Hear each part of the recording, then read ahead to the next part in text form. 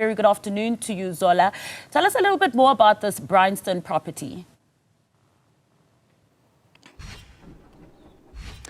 Well, Massa, according to the information that we received from the MMC, we understand that this home actually belongs to a couple that went separate ways, and they were in a process of actually auctioning or selling the house, and that is when it was allegedly hijacked in about 5 years. Now, this was a home of a single family home. If you look at it now, it has about 40 makeshift structures that are just, constructed around the yard. And we are told that there's over 200 tenants that currently live in this house.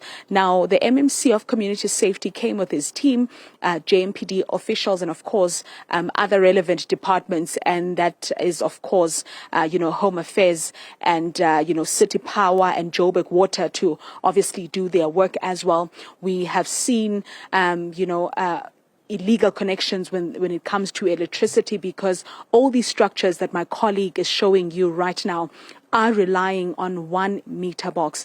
Now, when we spoke to the landlord or the person that is actually currently receiving rent of the structures that we are seeing right now, he says that he followed the correct processes.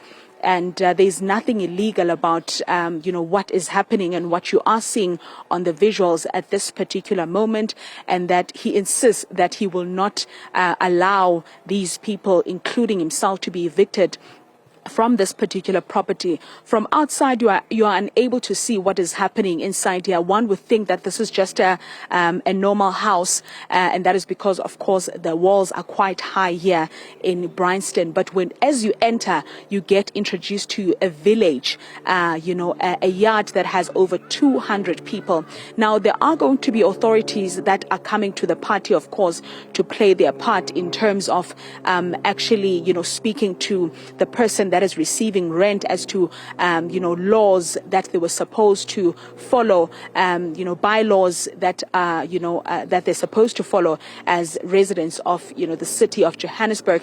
And seemingly, there are a lot of people that, operate motorbikes that live in these kind of premises.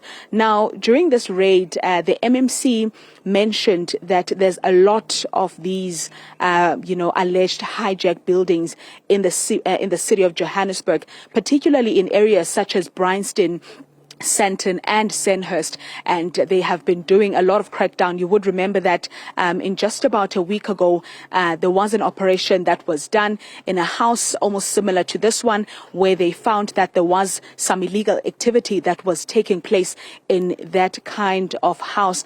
Now, officials have repeatedly said that they intend to evict illegal occupants and, of course, remove unauthorized rentals and clean up, dangerous buildings across the city to ensure that they restore safety, and this operation is one of them, Massa.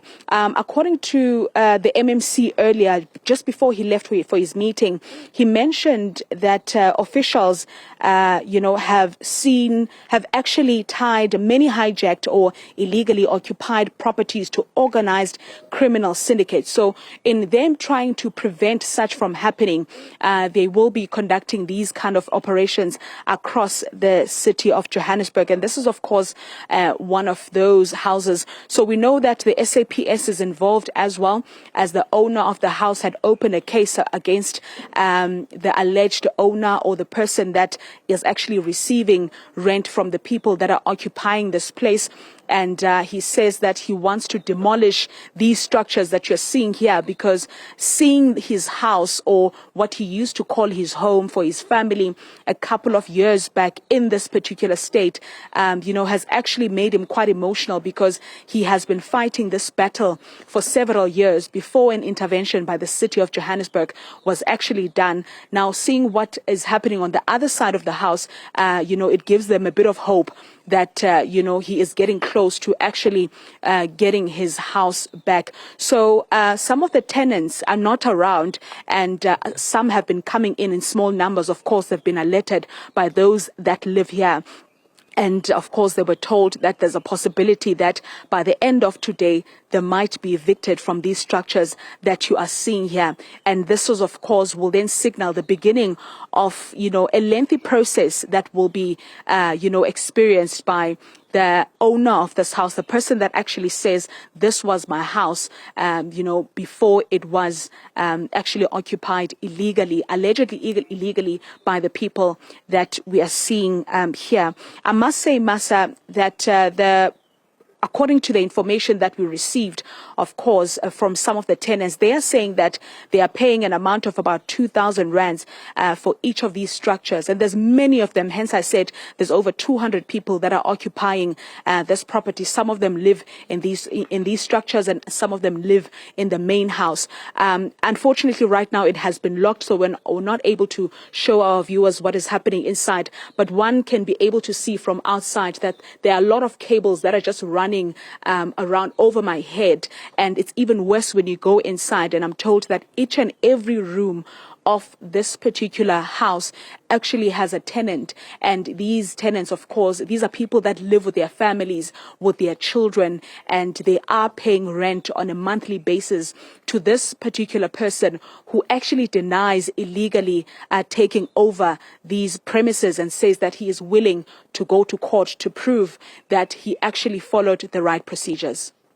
So, Zola, clearly a plethora of laws being flouted there. And during that raid earlier today, what else has been uncovered?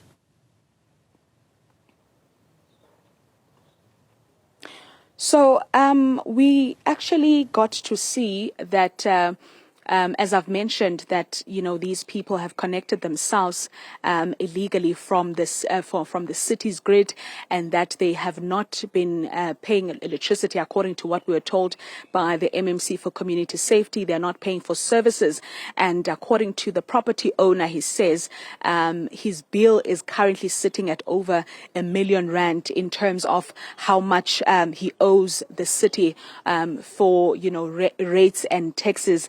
And in terms of, anything that is illegal at this point, police are still, actually searching to find if there's any illegal activity. But I must tell you that they have also identified some foreign nationals that do not possess documentation to be in South Africa.